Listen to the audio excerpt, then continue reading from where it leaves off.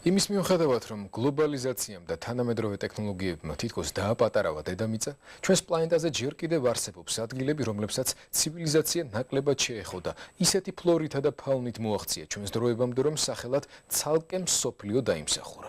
ეკვადორის რესპუბლიკა ჯერ კიდევ ინკების ცივილიზაციამდე დაწყებული ისტორია და დამოუკიდებლობისთვის ბრძოლის გრძელი გზა, რომელიც 1822 წელს დასრულდა.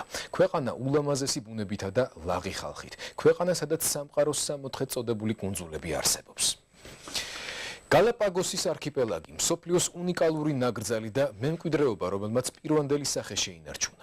ადგილი, სადაც ჩარლზ დარვინი ევოლუციას იკვლევდა და ადგილი, სადაც ორი ქართველი პირველად ერთმანეთისგან დამოუკიდებლად და ერთდროულად მოხვდა. თამარ ბოკუჩავა, საერთაშორისო ბიზნესისა და მარკეტინგის სპეციალისტი, კუნძულზე ფოტოგრაფიის, ესპანურიანისა და მოგზაურობის სიყვარულმა ჩაიყვანა. თამარი 3 თვის განმავლობაში ადგილობრივ ტელევიზიაში მუშაობდა და როგორც სან კრისტობალის მცხოვრებლები ამბობდნენ, მათ პრობლემებზე ყველაზე თამამი რეპორტაჟები მოამზადა. იგი კუნძულზე მეორე ქართველს, რომან იგრემაშულს შეხვდა. 10 წლის წინ სამშობლოდან წასულ ქართველს ახლა მისამართი არ აქვს, თუმცა თანამედროვე იალქნიანი იახტის, სახელად მაწანწალას საშუალებით ცდილობს მსოფლიოს მოქალაქე გახდეს. ჩვენი სამყაროს 64 წოდებული კუნძულები, იგუანები, ზღვის ლომები და გიგანტური კუები. პრობლემებით სავსე, მაგრამ მაინც ლაღი გალაპაგოსელები და მსოფლიოს გარშემო მაწანწალათი მოგზაური ქართველი. თამარ ბოკუჩავას ჩვენი დროების ცალკე მსოფლიოდან გამოყოლილი შტაბ-შტილებები.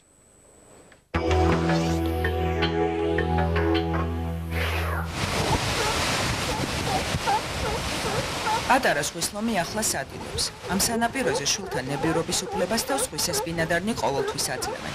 აქ მათ საფრთხე არ საიდან ემუქრება. გალაპაგოსის კუნძულებზე მზის ხეობით ადამიანები და ზღვის ლომები ერთად ირუჯებიან. ხშირად სანაპიროზე კუც ულამაზესი იგუანებიც მოიქნებენ ხოლმე. თუ კარგად არ დააკვირდი, ქვის ბერხვლიკს შესაძლოა ფეხიც დააბიჯო. კუნძულის ნამდვილ პატრონად თავს გიგანტური კუები, ესპანურად გალაპაგოები გრძნობენ. აქაურობის სახელწოდებაც სწორედ მათგან მოდის. თითო უნიკალური კუ დაახლოებით 60 კილოგრამს იწონის. ასეთ ცოცხალ ჩვენი სამყაროს 64 წოდებულ ბუნებას იუნესკო უფრთხილდება. Cada loco con su tema, yo aquí con mi dilema, parte del ecosistema, voy flotando en el mar. Un mojón en la marea, esperando lo que sea, sin deseo ni peleas, vacilando en el mar. Y me voy. გალაპაგოსის არქიპელაგში 13 დიდი და 100-მდე პატარა კუნძულია. მათგან დასახლებული მხოლოდ 4-ია. დანარჩენები ვულკანურია, ზოგჯი მოქმედი, ზოგი კი 1000 წლეულების წინ ჩამქრალი. ნაციონალურ პარკად გამოცხადებულ კუნძულებზე უდიდესი თანხები მიედინება. უნიკალური ფლორისა და ფაუნის შესანარჩუნებლად დონორები ძალღონეს არ იშურებენ. პარკმა პოლიტიკური ორგანიზაციის სახე მიიღო. ყველაფერი მთავრობიდან იმართება და ამ პირობებში მუშაობა თითქმის შეუძლებელია. UNESCO-მ, USAID-მ და სხვებმა ჯობია ის მილიონები გააკონტროლონ, რაც ჩვენს დასახმარებლად გამოიყოფა. ხალხს გონია, რომ ამ ფულს ჯიბეში ვიდებთ. რეალურად კი თანხა ჩვენამდე ვერც კი აღწევს და თუ ასე გაგრძელდა, მალე დედამიწა ამედემს დაკარგავს. მილიონები ეკვადორის ქალაქში იკარგება. პროვინციაში ცხოველები მართალია კუთვნილ ფულს ვერ იღებენ, მაგრამ თავს კუნძულის მოსახლეობაზე გაცილებით მოვლენებად გრძნობენ. სან კრისტობალზე მთავარი შემოსავლის წყარო მეთევზეობა, ყავის პლანტაცია და ეგზოტიკური ხილია. მატონიზებელი სასმელის მარცვლებს დიდი თუ პატარა ერთად აგროვებს. ეს ოჯახური ბიზნესია, თუმცა შემოსავალი უმნიშვნელოა. საუკეთესო ჯიშის ადგილობრივ ყავას აქ არაჯანსაღ კონკურენციას ნესტლე უწევს. აქ შესანიშნავი ყავა მოდის, მაგრამ ეს ინდუსტრია მონოპოლიზებულია. არაფრად გვაგდება. უბრალო ხალხს შრომა თუ არ დაუფასდა და მშიერი დარჩა, ულამაზესი ბუნებით ვერ გამოყვება.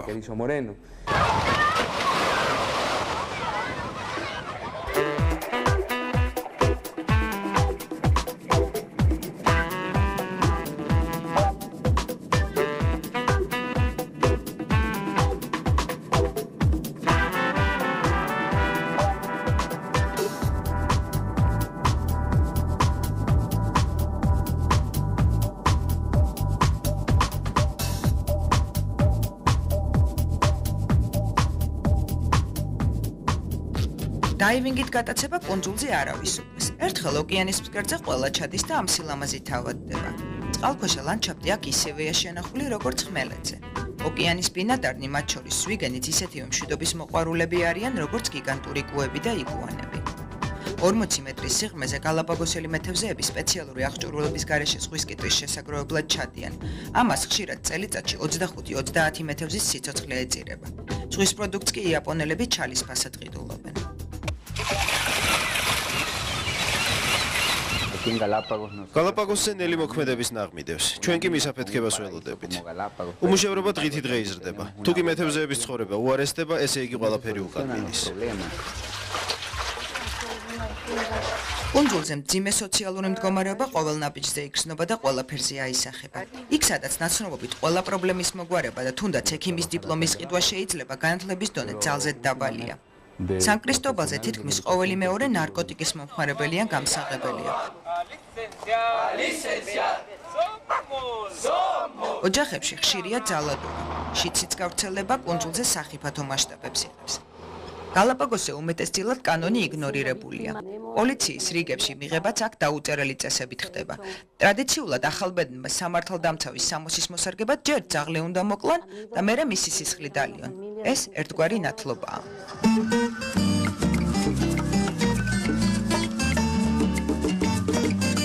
მიუხედავად პრობლემებისა, სან-კრისტობალზე მოსაწყენად არავის ცალია. ღამის დროს დარება აქ ტრადიციაა. ბრაზილიის კარნავალის პარალელურად კი აქ მისი მინი ვერსია იდგმება. ლამაზმანებსაც ირჩევენ და ცეკვა სიმღერასაც არიგლებენ. ამ დროს მთელი კუნძული ქუჩაში გამოდის. სილაღე გალაპაგოსური ცხოვრების ყველაზე მნიშვნელოვანი მახასიათებელია. ლურჯი სივრცე და ულამაზესი ტალღები კი ამის ერთ-ერთი მიზეზი.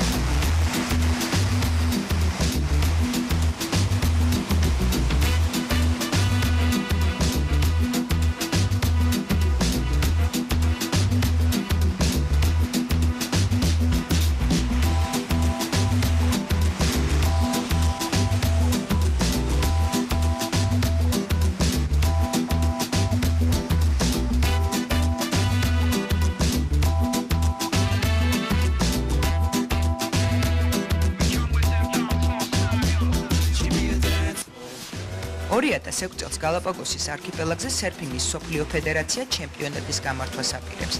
სპორტის ამ ულამაზესი სახეობისათვის წყნარი ოკეანის ეს სანაპირო ნამდვილი სამოთხია. ტალღაზე ნავარდი დღეს ადგილობრივების გატაცებაა, თუმცა აზურთებული ოკეანე აქ ბევრ ტურისტს იზიდავს.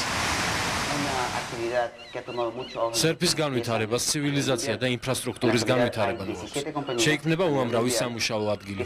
ეს ერთ-ერთი უძვირესი სპორტის სახეობაა, რომლის ხელშეწყობა ადგილობრივ მოსახლეობას ყოფას შეუმსუბუქებს. იახტა სახელად ვაგაბუნდუ ანუ მაწანწალა მსოფლიოს ირგვლივ წანწალის დროს გალაპაგოსის კუნძულებსაც მიადგა. მის კაპიტანს ადგილობრივებმა მაშინადვე სადამ ხუსეინი შეარქვეს.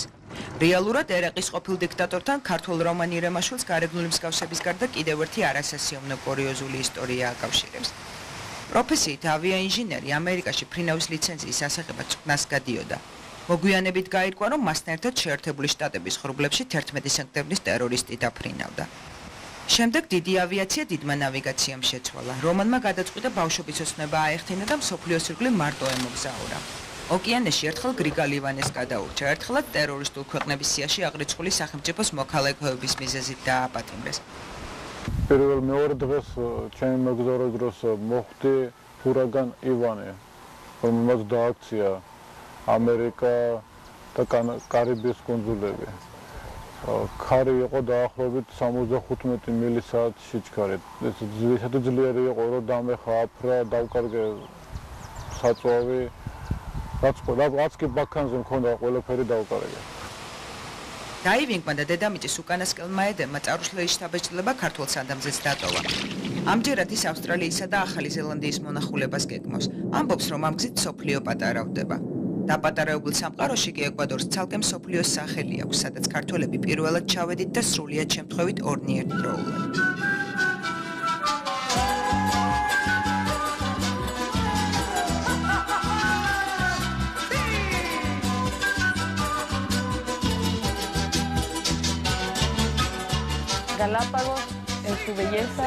დიდი მადლობა ტელეკომპანია იმედს იმისთვის, რომ გალაპაგოსის ფლორით, ფაუნითა და რაც მთავარია ხალხით დაინტერესდა. იმედი ახლა გაგიჩნდება ცურვილი ჩვენი მხარე უკეთ გაიცნოთ. ნახოთ მისი სილამაზე და ტრადიციები, გულთბილი და ლაღი ხალხი. Y país georgiano, estamos corazones abiertos para siempre recibirles y sobre todo darles buena suerte. Gracias. ერთ დროს გალაპაგოსის კუნძულებზე ჩარლზ დარვინი მუშაობდა, მსოფლიო ევოლუციას სწავლობდა და თავის თეორიას ქმნიდა. დღეს კუნძულის მოსახლეობა ამბობს, რომ თუ კი მათ ყურადღებას არავინ მიაქცევს და კორუფციას ბოლო არ მოეღება, აქ მართლაც მხოლოდ ევოლუციის შესასწავლი ლაბორატორია დარჩება.